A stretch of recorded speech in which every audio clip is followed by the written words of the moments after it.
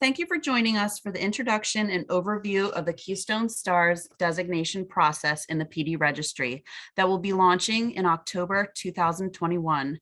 We're excited to share this information on how this process will streamline your application process for designation as a director or administrator. We will be sharing how this process will work, but we'll also give you tips and resources on how to get your program ready in the PD Registry so you will have everything set up before this new system is launched. We wanted to take a minute to introduce the PD Registry staff who have been working this past year to develop the system for you. Not only have we been working on developing the system, but we also work on specific resources such as tip sheets, videos, guides, and other support through our ticketing and phone support system to support your work in the PD Registry. Our goal is to provide excellent support to you so that you can manage your organization profiles in the PD Registry with ease.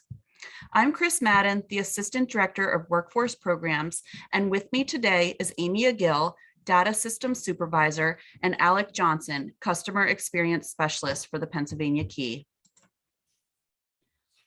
This session is to demonstrate how the Keystone STARS designation process will function in the PD Registry system. This session is being recorded, and a link to view the recording will also be posted on the PAKey website. Beginning October 1st, the Keystone STARS designation will occur in the PD Registry. Access to the STARS application will appear in your program's organization tab, as you will see during the demonstration. Before we continue, a couple of housekeeping items about questions and answers during this webinar. As you watch the demonstration, feel free to ask questions about the system functionality in the question and answer box. We'll answer questions in a written FAQ document, which will be sent after the presentation. Please note, as always, any questions regarding STARS standards and other policies should be directed to your ELRC.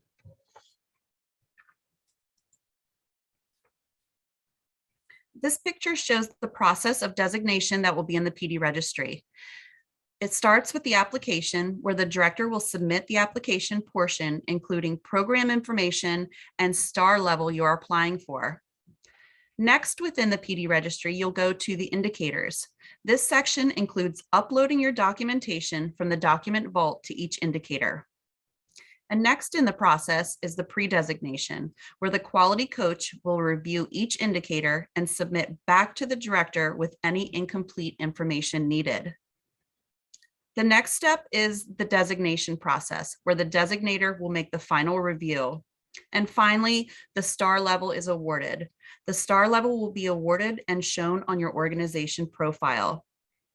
The next portion of this webinar will show you how the designation process will work, from starting with the application and indicator process and moving to the pre-designation and designation process.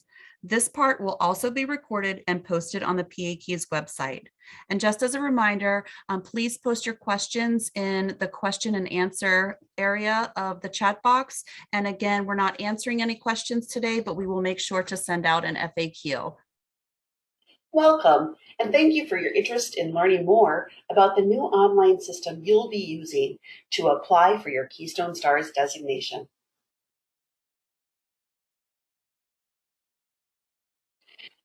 The first step is to log in to your registered organization profile.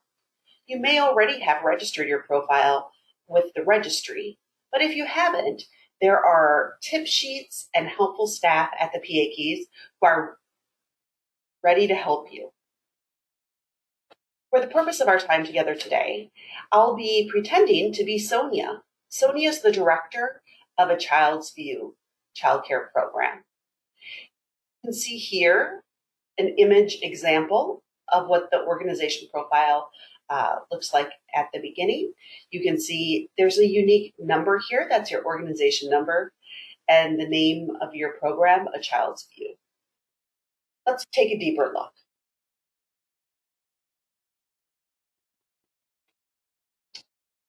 When your program is eligible to apply for a Keystone STARS designation, and you've logged into your organizational profile, you'll see all these tabs across the top of your organizational profile. What we want to highlight here is where the big blue arrow is pointing to Keystone STARS. That's the tab that you will click to access your application for Keystone STARS.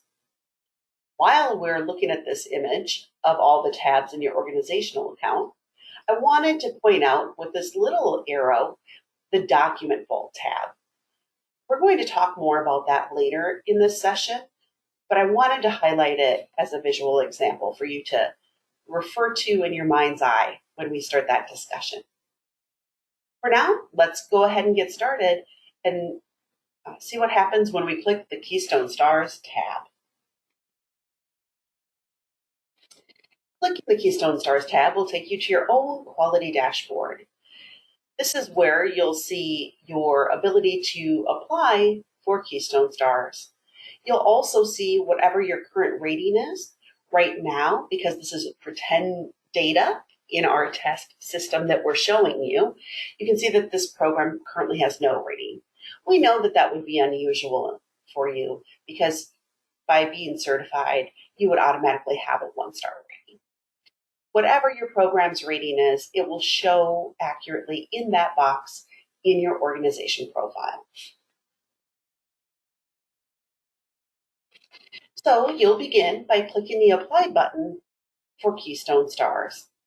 When the button is blue like this, and you're able to click it, it's active. That indicates that you're eligible to apply. If the button is grayed out, and when you click it, you're not able to access the application, that's a clue that for some reason your program is currently ineligible to submit a new application. That's a great time to reach out to your local Early Learning Resource Center, and the phone number is going to be right there for you for easy access. Let's work through what your application looks like. So the image we're looking at here is in your organization profile. When you click the Apply button, you'll gain access to the rating application. You can see here it's broken down into different categories. And what's really important about the application is that it's flexible. You can start work on it at any time. You can save and exit, and then return back to finish it when it's convenient for you. Don't have to work your way from top to bottom.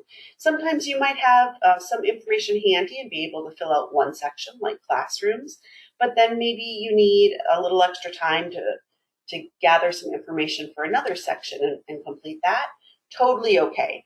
We know the lives of providers are very busy and there are many demands on you. So making sure that you have the time and flexibility you need to gather everything for your application is very important. All right, let's take a look at these kind of visual indicators over here. One of the things that you'll notice throughout the system is that consistency is key. And we use kind of a green, yellow, red system, kind of like a traffic light. So there is a lot of information that's already going to be in your organizational profile in the registry that your application is going to pull and pre-populate for you. We wanted to make it as easy as possible for you, so we don't ever want to ask you for the same information twice. So for example, information about licensing, like your MPI number, information that you've put in your org profile around accreditation, general information like your address and things like that. Those are things that are being pulled from your organizational profile. So really what you'll be doing is clicking on the review button, looking at the information, and confirming that it's accurate. If any changes need to be made, you can click an edit button, and it'll give you the opportunity to go to your org profile and update information. As I mentioned, there's a review button for each section. So you can work your way top to bottom. You can start wherever you want, come back. It's really up to you how you want to tackle your application. Let's take a closer look at the Pathways and Stars section of the application, because there's some nuances there that we should discuss. So when we open up the Pathways and Stars option, this is where you're identifying kind of what your intention is around your designation you're trying to apply for, and what pathway you're going to be taking to get there. So this language likely looks very familiar to you because this is the language you're used to in your current system. So are you trying to move in, move up, maintain, bump down, or complete an annual review? Sonia, with her program A Child's View, she's trying to move in. It's been a while since she's had a designation. So now down here, the second part is really talking about pathways. So the question is asking, are you seeking designation for your program through an OCDL approved alternate pathway? If the answer is no, then you're going through the regular pathway to designation, and you'll want to indicate which star level, 2, 3, or 4, that you think you might want to be aiming for in this designation. But what if you are trying to go through the approved alternate pathway? Let's take a closer look at what that looks like. All right, so same questions, but we're seeing more information. So let's talk about that. So in this situation, the program is trying to move up, and they are trying to use the alternate pathway to designation. So this program, Sonia's program, happens to have dual accreditation. There's a list that OCDL has approved for alternate pathways, and I'm sure you are familiar with that. Within your organizational profile, if you have accreditations, current accreditations, you will provide that information in your organizational profile that will get reviewed and verified either by staff at the PAP or by your quality coach and ELRC staff. Once your accreditation is attached to your organizational profile, they will populate as options here. So for example, Sonia's program has both a National Association for the Education of Young Children accreditation and a National Association for Family Child Care accreditation.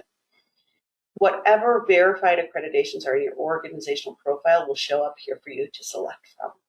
If you have an accreditation that you don't see listed here, no worries. It's in the system. It just isn't one that Sonia happened to report for her organization. So what Sonia has decided is she's saying, yes, I would like to go through the alternate pathway, and yes, I'd like to do it using my National Association for Family Child Care accreditation. When Sonia clicks on that button, you can see a little summary of information comes up that shows what the accreditation is, the accreditation number, if it's verified or self-reported, and the effective date and expiration dates. You can also see that Sonia uploaded a copy of the accreditation certificate and the date that it was uploaded on.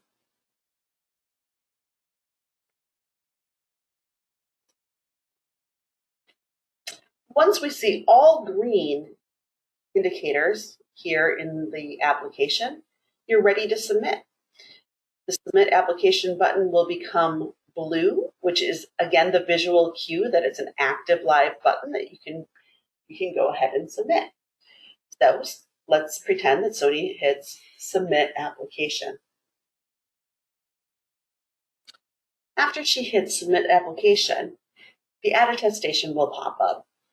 You are all likely familiar with this language because it's the same language that's been in the attestation to date. All you'll need to do is electronically sign off your acknowledgement and agreement by clicking the box and hitting continue. Once you do that, your application will be submitted.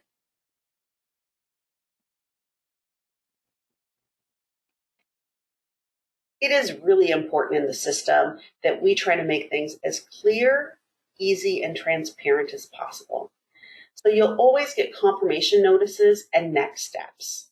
For example, when Sonia agreed to the attestation, this message, application submitted, pops up on the screen. It confirms that your Keystone STARS application has been successfully submitted, and you'll be notified once your application has been reviewed. Meanwhile, back in the organization profile, there's now this handy dandy little, we kind of call it a card is the best way I can think of it, almost like a business card. That is a great way for you to track where you are in the process and what next steps might need to take. So for example, next steps are your application for Keystone STARS has been accepted. You can now access the STARS quality indicators on your program's quality dashboard. This makes sense because we can see that the status is in pre-designation, meaning it's time for you to be able to partner with your quality coach to identify evidence to submit for your indicators. According to the next steps, you can now access your indicators on your quality dashboard. But what is a case? We heard the terminology case in the other screen and in the next step. So what is that? Anywhere where you see the word case in the system, there's a little question hover over that you can click on that will give you this description of a case. A case is really just the term used in this system to describe a series of related activities that are tied together. So for example, all the activities you do in the system to earn a Keystone STARS designation are part of a Keystone STARS case. It's just a way to refer to all the activities that you'll be doing to the same end goal. All right, so now you're in pre-designation. You go back to your quality dashboard. This should look familiar, right? Shows a child's view, and here's your new Keystone STARS case. And look, sure enough, you're in pre-designation, and there's this blue button that looks active that says STARS Quality Indicators. That's the button you'll press to access your quality indicators. Right underneath, though, you'll notice there's also a blue button that says Review Application. As I mentioned before, it's really important that we keep transparency as a priority in this system. So at any time, you can check out a read-only version of the information you submitted in your application by clicking on the Review Application button. We always want you to be able to refer to any information that you've provided all on your own in your org profile. All right, so let's pretend that Sonia goes ahead and clicks on STARS Quality Indicators. What happens next? All right, so Sonia will be taken to a screen that shows all the STARS quality indicators. But what do indicators actually look like? I pulled out this indicator to take a peek at because it shows many elements all in one place. So let's get acquainted with the indicators. So for example, we know that this is LN 3.4.5, which you are already likely familiar with. And we know that this is a 3 and 4 star indicator, and it's worth up to 3 points. Every indicator in the system that you run into will have the same labeling system and will always tell you if it's required, if it's 4 points, and if so, how many, or if it's a bonus indicator. So in this case, this indicator is about employee benefits. In the organizational profile, there is a tab called Program Information that has a whole list of questions for you to answer. One of those questions says, which of the following benefits do you offer your employees? And there's a list of benefits, and you click all that apply. That information from your organizational profile will get pulled into your indicators as a report. You see this Review Reports? This is the button that you can click, and you'll be able to look at the report. What does it say?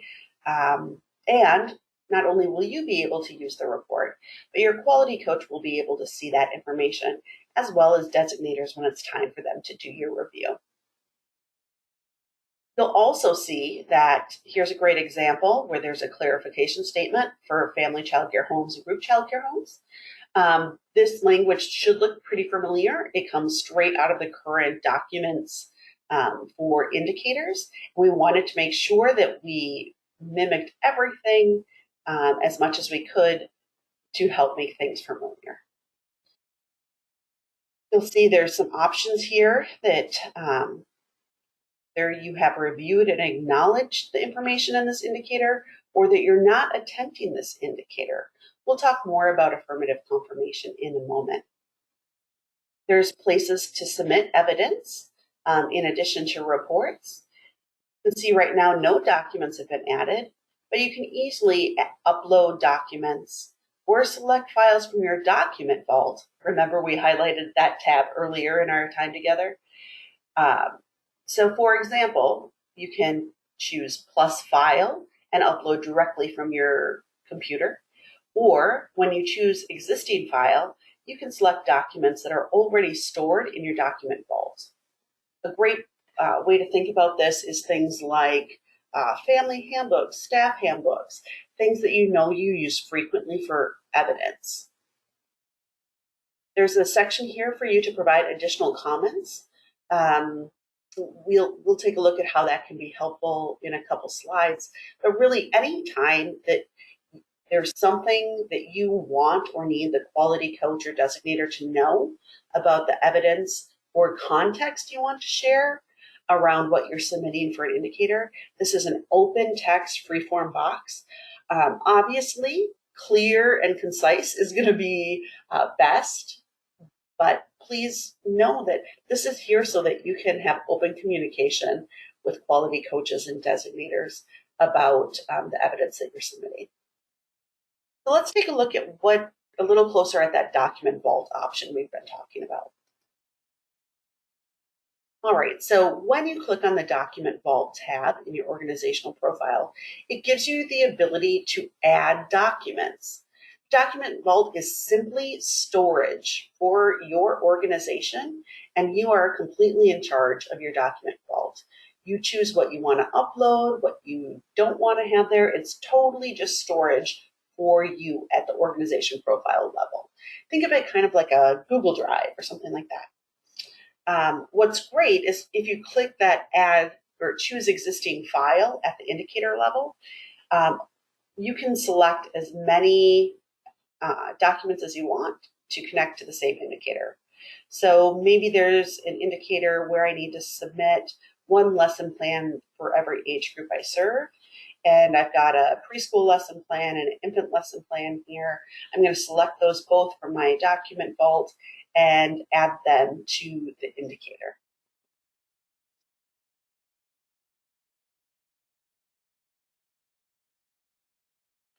As I mentioned before, supporting your evidence with additional comments is really handy. For example, in EC 2.5, which we can see as a required indicator at the 2-star level, this indicator is kind of about some policies. And so Sonia chose from her document vault to share the family handbook and the staff handbook, and then put some comments down here. Please see page 6 in the family handbook and page 12 in the staff handbook for policies and procedures related to this item. It's very savvy of Sonia to be putting these comments in here, because as a quality coach or a designator, if you are telling the program, meaning you, is telling you, hey, go ahead and go straight to page 6, that's so much easier than having to page through and try to find it on their own. So it will help you get your designation processed faster, because they won't have to be scouring through every page.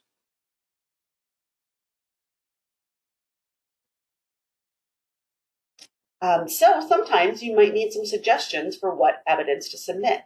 At each indicator, there's this little question mark next to the word evidence, and when you click on it, this box pops up that provides possible sources of evidence with examples.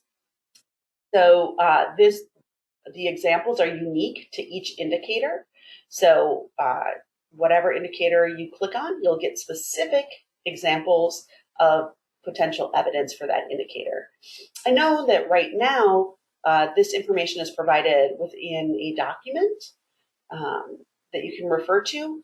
And one of the goals that I know was key in this project was trying to make the system a one-stop shop for you so that it was easy enough and centralized enough as a one-stop shop that all your questions would be able to be answered within the system. So hopefully this is helpful to have evidence examples right at each individual level.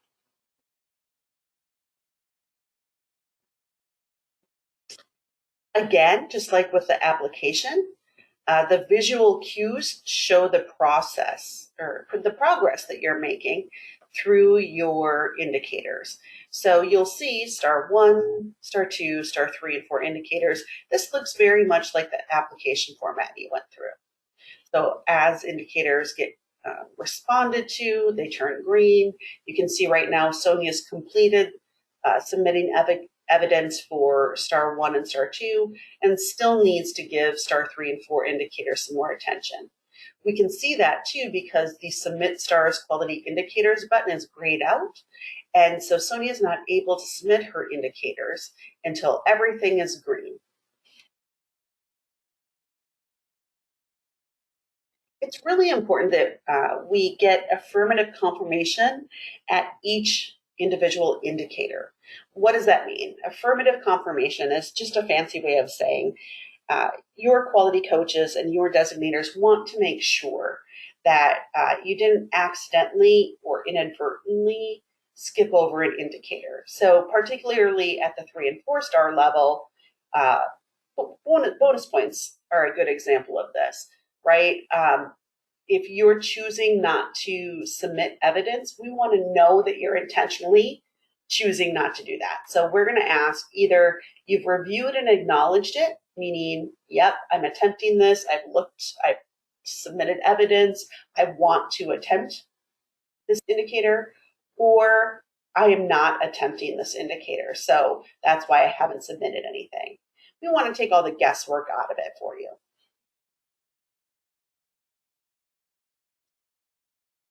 All right, here's an example of something we were talking about a little bit earlier, that the data reported in your organizational profile becomes evidence. So earlier we talked about how there's questions in your organizational profile under the Program Information tab. This one's specific to benefit options.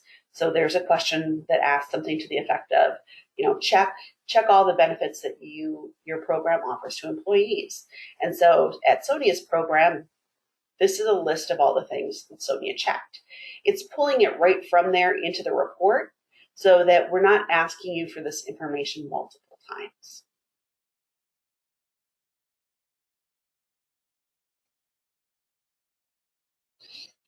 All right, here we go again. When you see all green, then the button becomes blue and active, and Sonia is ready to click on it to submit her program's STARS quality indicators. All right. So just as we mentioned before, the system is always going to ask you, are you sure? And the system will also tell you what's next. So when Sonia clicks the Submit Indicators button, this message pops up. Are you sure? By clicking yes, your submission is final and indicators will be view only, meaning you can't make changes any longer. This is going to your quality coach for pre-des review. When Sonia clicks, yep, I'm sure I want to submit, she'll get this confirmation message saying, yep, your indicators have been successfully submitted. You'll be able to access a read-only version during this time, and you'll be notified if any further action is needed. So if I'm Sonia and I've now submitted my indicators, I'm going to be curious, what next? Well, good news. Remember, we've got that kind of designation card, the case card, in your organization profile, and the next steps populate.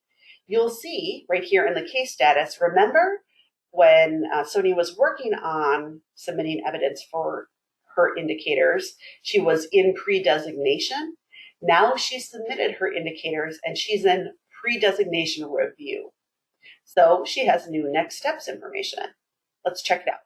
So you have submitted your indicators for your quality coach to conduct a pre-designation review. Your quality coach will notify you if additional information is needed. If no additional information is needed, your quality coach will pass your indicators along to be reviewed for designation.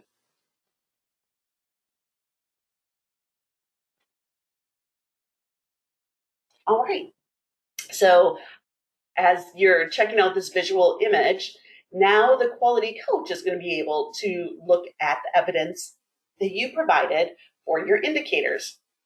Are you sensing a pattern here, sensing a theme? Visually, again, we want everything to look really similar.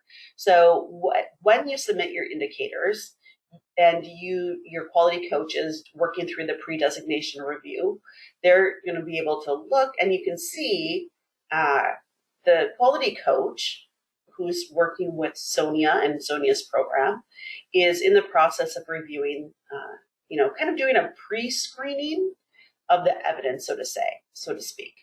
So looks like the quality coach has completed looking at star 1, star 2, and again, the quality coach sees the red visual indicator here. The submit button is grayed out, so we know that this quality coach needs to review some 3 and 4 star stuff. So what does the quality coach review look like? Let's take a peek.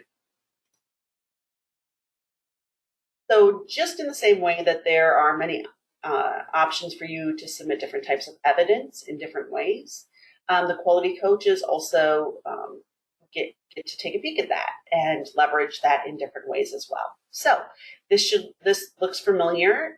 Everything right here in the center looks exactly like the indicator that you will see when you're submitting the indicator. There's a reports button. There's uploaded evidence and comments options if you submitted any comments. This box over here that says pre-designation at the top, this is twofold. One, it helps serve as a screener as your coach is looking at the evidence to say, oh, I think based on the evidence that this program submitted, my best educated guess is that they're going to meet this at 15 points. I need to be crystal clear that quality coaches and their assessment of evidence has no bearing on what the final designation is. Only designators can assess evidence, assign scores that lead to the actual calculation of your designation. This is really a pre-screening process. And I have an example we'll look at in a little bit to show how it could be helpful in catching something before it goes through to designation. Speaking of catching things before they go through to designation, you'll notice that the quality coach has options for, yep, here's the points. Geez, it's not met for some reason. It's not attempted, which is an option that you can select. But you'll notice this bottom choice is incomplete. The incomplete cycle is a great way for you to partner with your quality coach to make sure that both you and your quality coach are A, able to see the evidence that you want to submit for every indicator, and B, if an accident happens or if your quality coach identifies like a red flag or something glaring, they can choose the incomplete score option. And after they go through and score all your evidence or that you submitted for your indicators, anything that they mark incomplete is going to bounce back to you so that you can give it the attention that it needs. So it might be providing a new document or more evidence, or maybe they have a clarifying question that they need some help from you to better understand.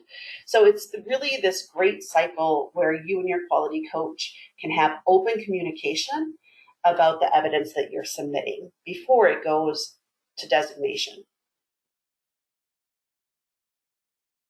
Here's another example of how the comments that you provide can be really helpful.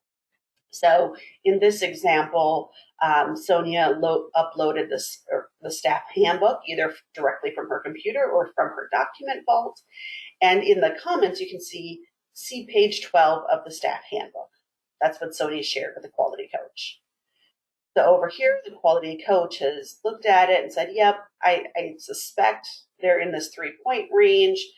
And here in pre-designation comments, these are comments that your quality coach is typing in to share with you. You can see it says visible to the program. These are comments that are going to come back to you at the indicator level so that you guys can communicate back and forth.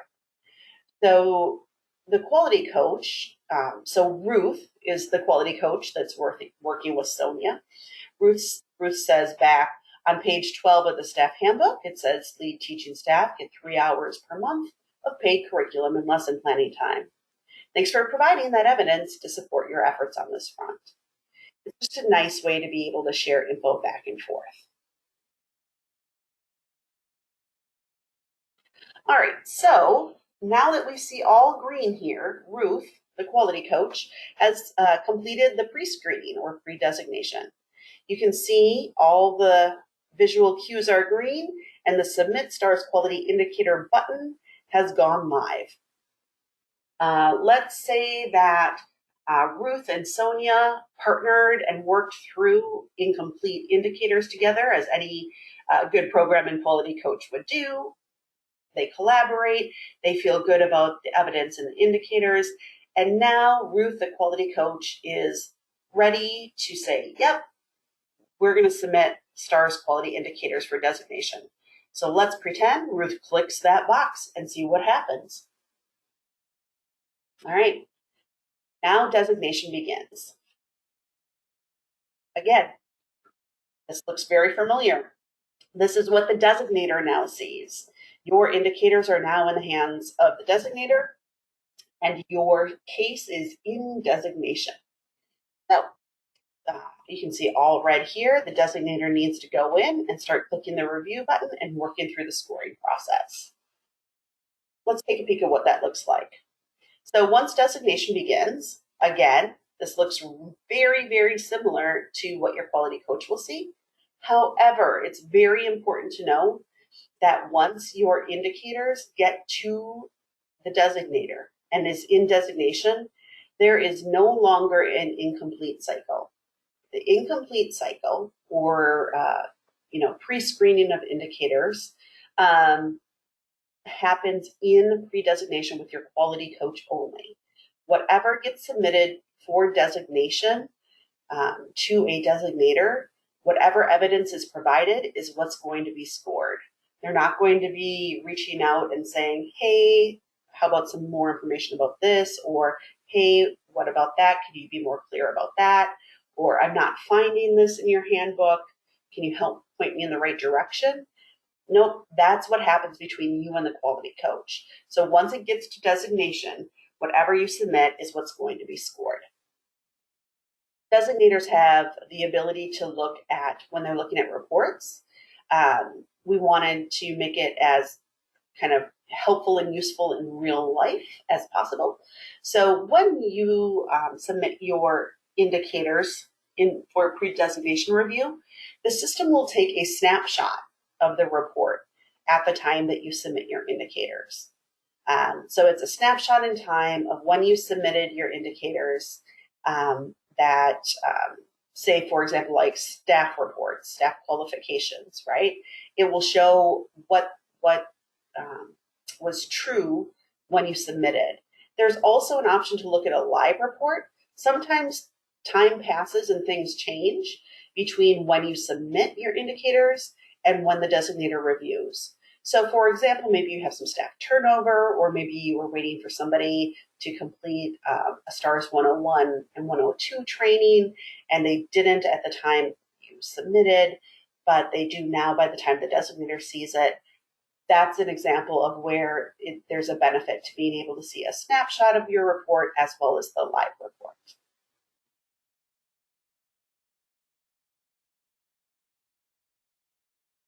All right, so we can see Here's our good old standby visual cues. The designator has worked their way through each of the indicators and has completed their scoring and review. We know that they're done because we're seeing all the green indicators, and the Submit Stars Quality Indicator button is blue and live. So they're going to go ahead and click that. The system will calculate your rating, and a new designation is issued. You can see in your organizational profile, you'll have details about your rating case. Everywhere in your org profile, you'll see this is your current star rating, and it's valid, the date that it's valid through. You can always go see a read-only view of your stars indicators, that read-only version of your application. There's all sorts of fun information that you can review in your case summary. And worth noting, out of the gate, you will not be using the request appeal feature in the system. That will continue to be done on paper for the time being. But someday the plan is to move toward being able to do appeals in the system so that it's all in one place. All right, so some of the cool information that you can see in your case summary is your details. So you can look at star 1, star 2, and if you scroll down on the screen, it would keep going for 3 and 4.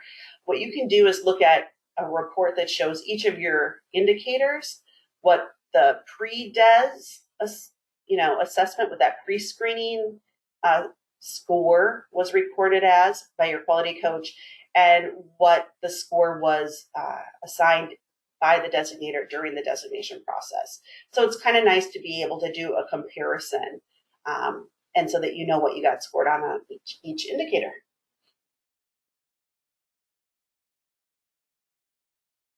All right, we know that the most important thing in the process is communication, particularly between you and your quality coach. So good news for anybody whose inbox seems a little full or overflowing or hard to keep track of everything all in one place. Your quality coach, so in this case, quality coach Ruth, has the ability to put notes in your organization's profile. Your quality coach can attach documents.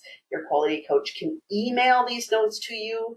So all the information between you and your quality coach can be captured right in your organizational profile. You don't have to track in different systems between email or maybe some spreadsheets, and then also in the registry. All your communication can happen right here centralized in the new system. So for example, quality coach Ruth looks like trying to plan a pre-designation meeting. So typed up a note, hey Sonia, I'm looking forward to seeing you on Monday. Here are a few items that you can get ready for our meeting, shared some, and hey, I'm also sending you the document we discussed on our phone call earlier this morning. So this is a great example of being able to communicate, share documents, and make plans all in one place. All right, so you might be curious about, wait a minute, so this all seems great. My designation is good for 3 years, but how are annual renewals going to work? Right now, I think they're also known as paperwork renewals. So we are in the process of tightening everything up and polishing it up, and then we'll be able to share more information with you and some more visual examples with you. But it's important for you to rest easy and know that auto emails will be sent to you at that traditional 90, 60, 30 days from the time that your renewal is due. And the email will remind you and invite you to complete an application for annual renewal. Some of the data, again, will be pre-populated into the application from your org profile, and the rest will just be questions that you answer at the time you submit your application. Completion of your annual renewal is going to be documented in your org profile in the registry by the quality coach. And like I said, we're still working on polishing it up for you. So details to come, stay tuned. So now that you've had a brief overview of the system, detailed training will be available next month with step-by-step instructions. After viewing the trainings, we will be holding live question and answer sessions, including high-level overview presentations accompanied by live presenters. Dates are to be determined, and they will be posted on the PAKey website. And again, any of your questions asked today on this call in the question and answer box will be answered in an FAQ, and that will be sent out as well as posted on the PAKey website. Hi, everyone. So now we want to give you a few things that you can do today in the registry to get ready for the new system. If you're the director or the owner of the program, you can go ahead and claim your organization's profile in the registry. You want to be sure that all of your staff are connected to your organization's profile, and that just means that they need the correct position listed in their own personal profiles. You want to make sure you set up classrooms. So this will include the number of children that are enrolled, your program capacity, and assign any teachers to classrooms. You'll also want to upload any relevant documents to the document vault, the little bit that we just showed you earlier, and that'll be anything like the family or the staff handbook or any lesson planning materials. And then also just be sure to go to your program info tab and fill out any benefit information or parent involvement that you might have.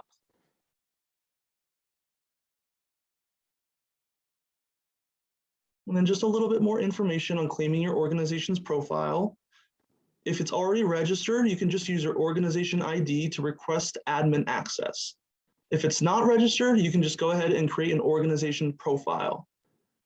Detailed instructions on both of these things will be found in the director's guide or the family childcare guide on pakeys.org.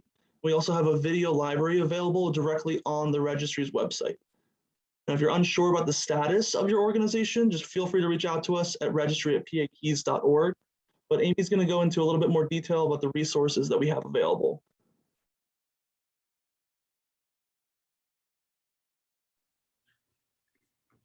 Hi, we want you to know that you are not alone as you navigate this new functionality. As we mentioned earlier, we have been working hard to create resources to help you with this transition. There are videos that demonstrate each process, tip sheets with and without screenshots to walk you step by step through prepping for designation, recorded demos like the one we are doing now, the registry email with people ready to help you with your registry questions, and most importantly, your quality coach. They are ready to help you with your designation and quality questions, just like they do now. Where do I find the tip sheets and videos? After logging into the PD registry, the video library and the link to the tip sheets can be found on the left-hand navigation menu in the registry. You can view them by clicking on them. When you click on the video library, you will see video clips. You can click on one to view it. Clicking on the tip sheet link takes you to the PAKey webpage. You can also go directly to the PAKey webpage to access the tip sheets.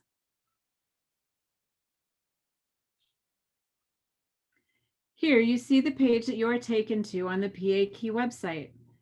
There is a link at the top of the list to go back to the Professional Development Registry. There are many categories of tip sheets. Find the topic in which you need assistance and click on it to view those tip sheets. Here's a helpful hint. Right-click on the tip sheets link to open the PAKey website in a different window. This will allow you to go back and forth between the registry tab and the tip sheet tab.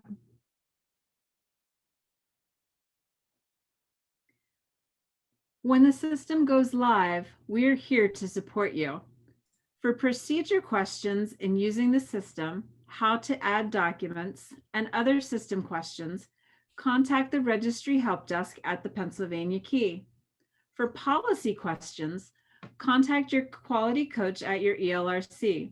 They're there to help you with your designation and other quality questions, just like they always have been.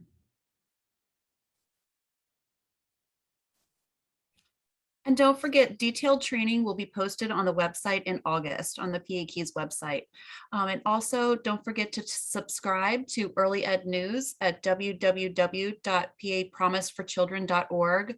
Follow us on Facebook and like the PD Registry, and also visit the PA Keys website at www.pakeys.org. And again, thank you for joining us tonight, and we look forward to supporting you in the process in the future. Have a great night.